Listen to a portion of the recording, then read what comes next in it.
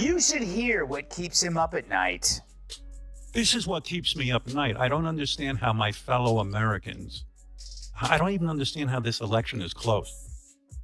And yes, I'm voting for you, but I would also vote for that wall over there. Well, he's half right. We do need a wall. You know, to keep out gang members, fentanyl dealers, human traffickers, and Anna Navarro. What's funny, though, is that Stern actually thought that was a compliment. Stern has become such a wussified sycophant, he doesn't realize that telling Kamala that he'd vote for a wall is telling her that he knows she's as dumb as one. Howard Stern built his career on shock value, defiance, and going against the mainstream. But when Greg Gutfeld called out the so-called king of controversy, Stern had no response. No retort, no outrage. Just silence that said more than words ever could. In a live moment that caught viewers off guard, Gutfeld didn't simply question Stern's transformation, he exposed it as selling out. The rebel had become part of the establishment, and Gutfeld lit the spark. So what happens when the once-uncensored icon gets out-rebelled on his own turf? How Stern can call snacking with celebs at a fancy restaurant exhausting. Exhausting. Like he finished the overnight shift in a coal mine. Or hearing Kat talk about her pets. Fair. But I get it, life is tough, especially when you've been cut off from the world for 2 years in a $20 million beach house. I mean, you have no idea how tiring it is walking all the way from the wine cellar to the tennis court and back.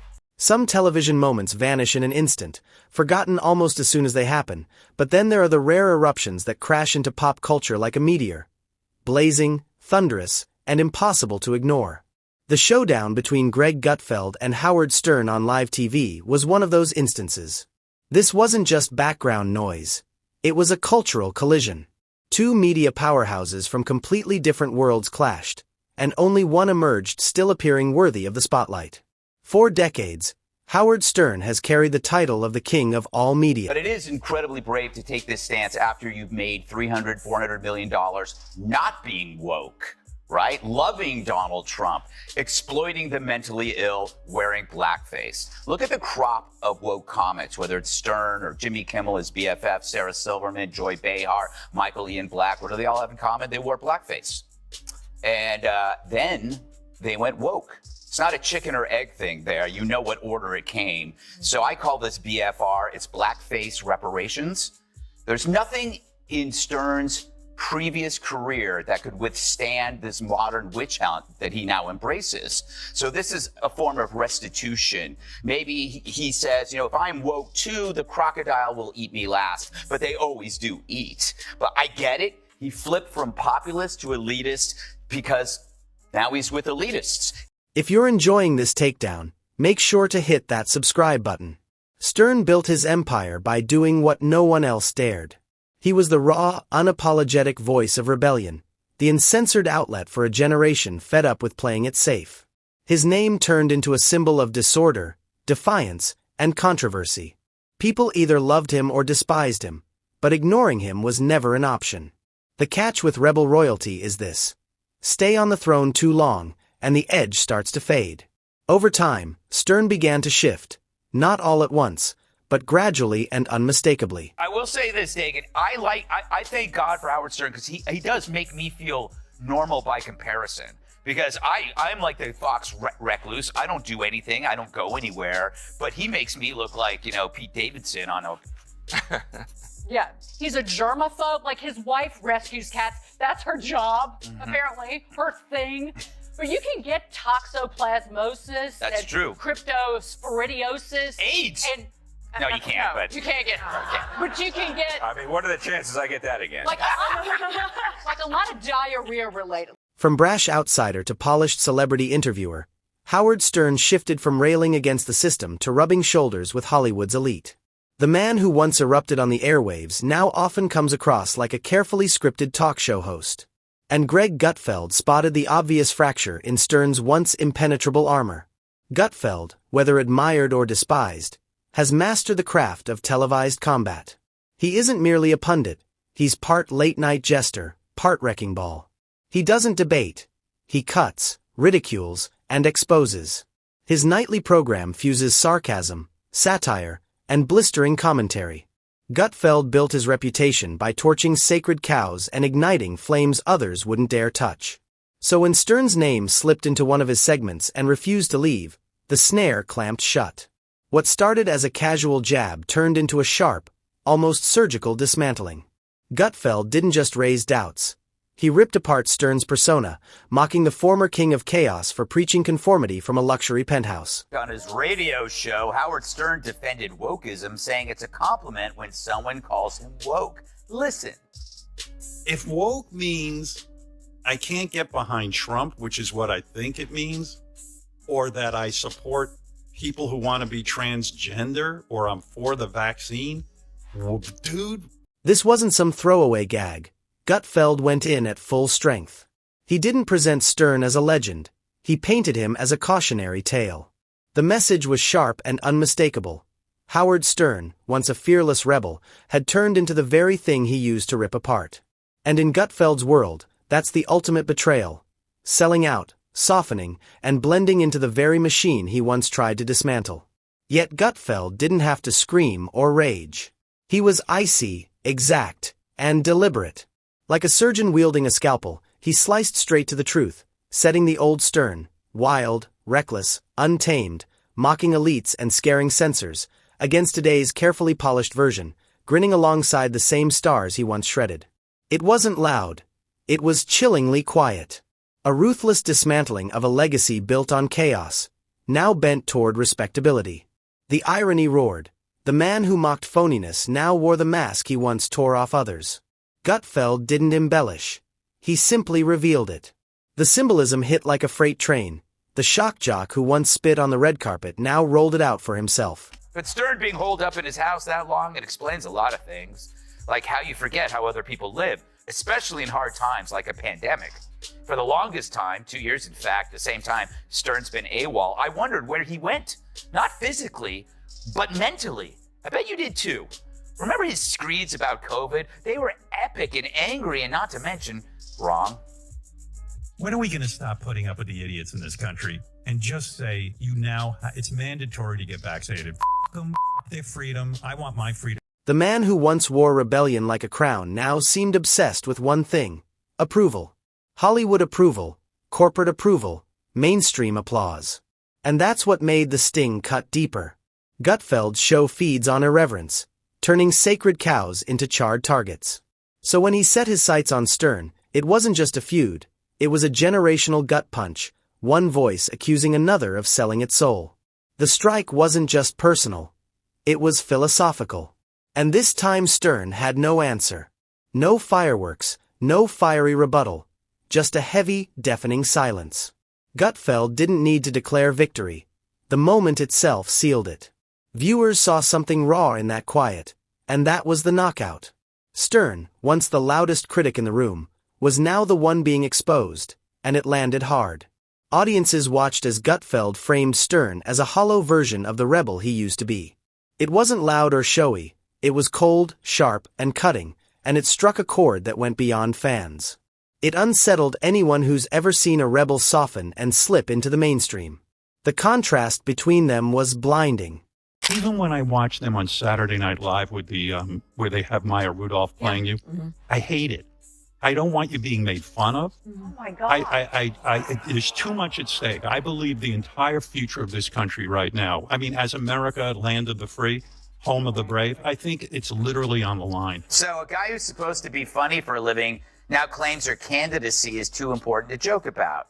This is a guy who once joked right after the Columbine massacre that the killers should have raped the students before killing them. Not that I like that Stern, but this pendulum swing from saying the most tasteless thing in the universe to putting your balls in a Tic Tac container. You gotta wonder what's going on here. It's striking that the king of the most misogynistic humor ever now turns into a breathless over a progressive, hopelessly shallow candidate. Stern built his legacy back when breaking the rules carried real consequences. FCC fines, network bans, and furious sponsors breathing down his neck. But that pressure only fueled his rise. Gutfeld, on the other hand, emerged on a different battlefield, one dominated by cancel culture, outrage mobs, and social media pylons. He didn't lean on shock value. He wielded sarcasm as his weapon, mocking instead of swearing, exposing instead of exploding. The clash between Gutfeld and Stern wasn't just two media heavyweights colliding. It was a showdown between two eras of rebellion. Gutfeld embodies the new digital revolt. Quick, slick, meme-ready, ruthless, armed with viral punches and hypocrisy laid bare. Audiences watched it unfold like a courtroom drama without a judge. Just two media gladiators and millions of viewers holding the gavel. But what cut Stern the deepest was that Gutfeld didn't trash his past. He respected it. And that's where the real wound lay, because the insult lived in the comparison. Happy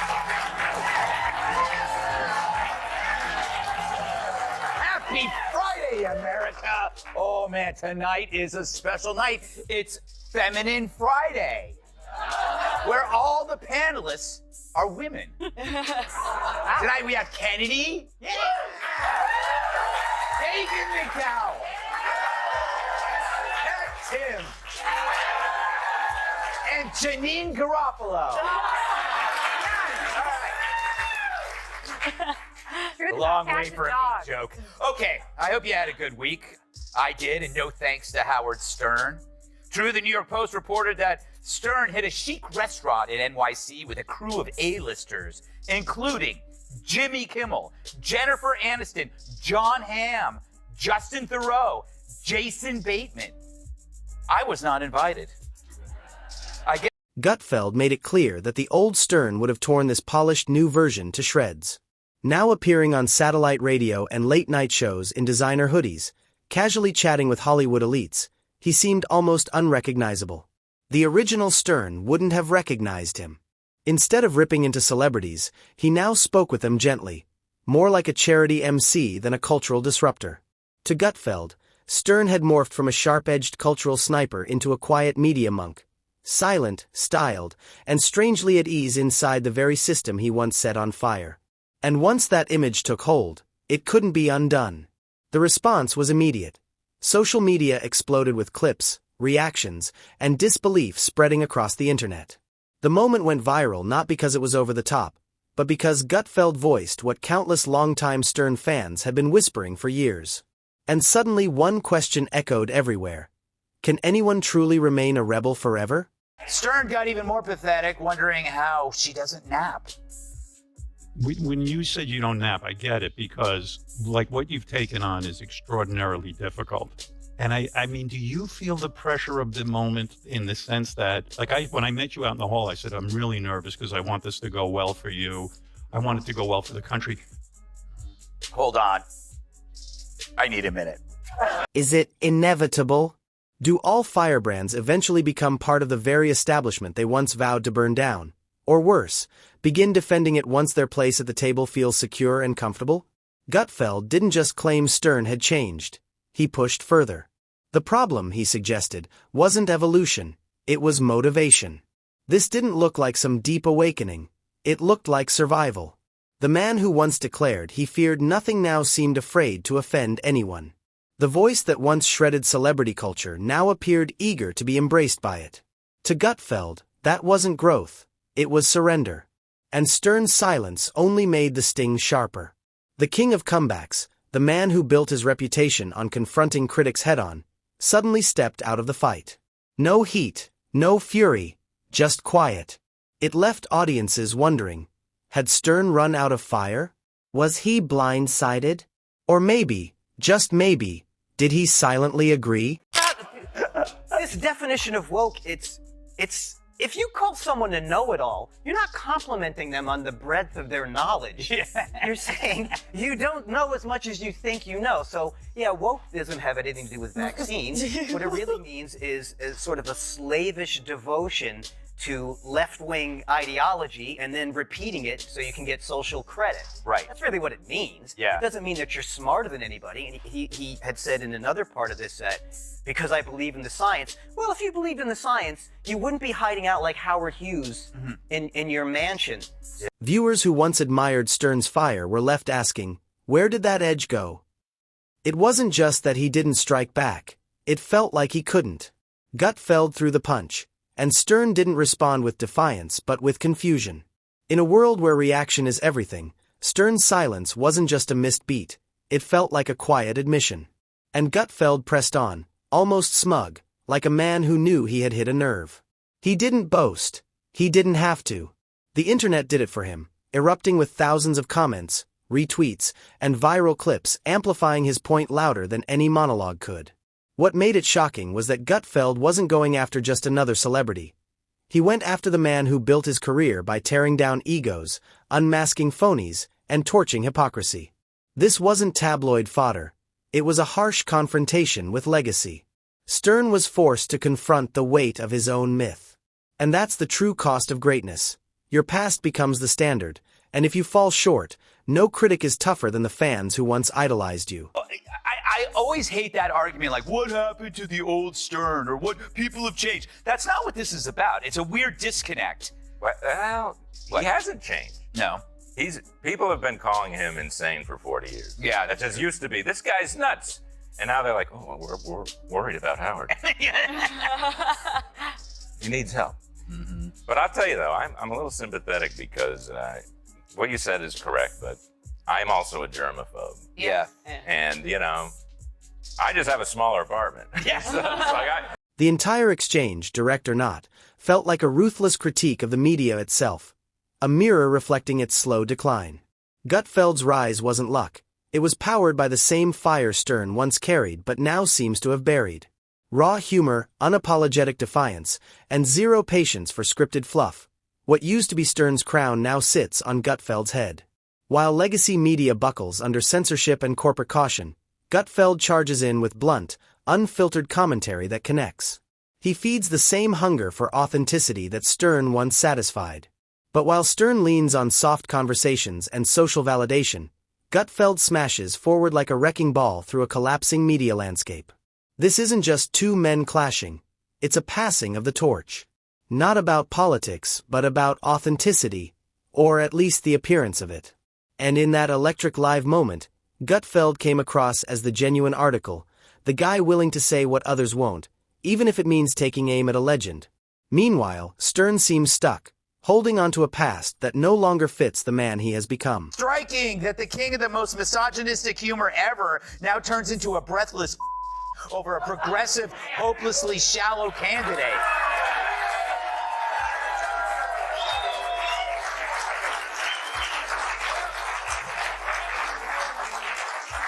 But maybe that's the explanation.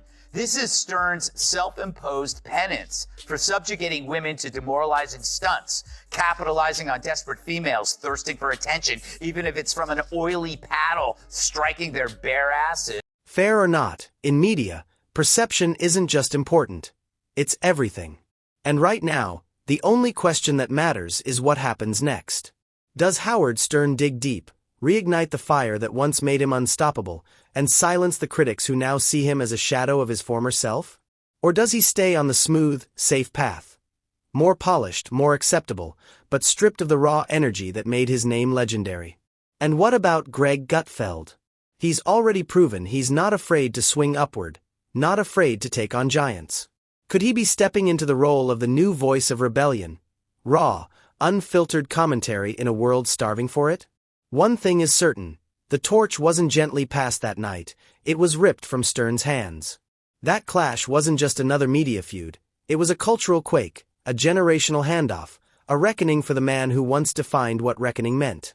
Whether you side with Stern or stand with Gutfeld, you felt it. Something shifted in that moment, because this is what happens when a king is challenged by the jester. Only this time, the jester wasn't simply mocking. He was sharper, faster, and hungrier. And in the end, hunger always wins.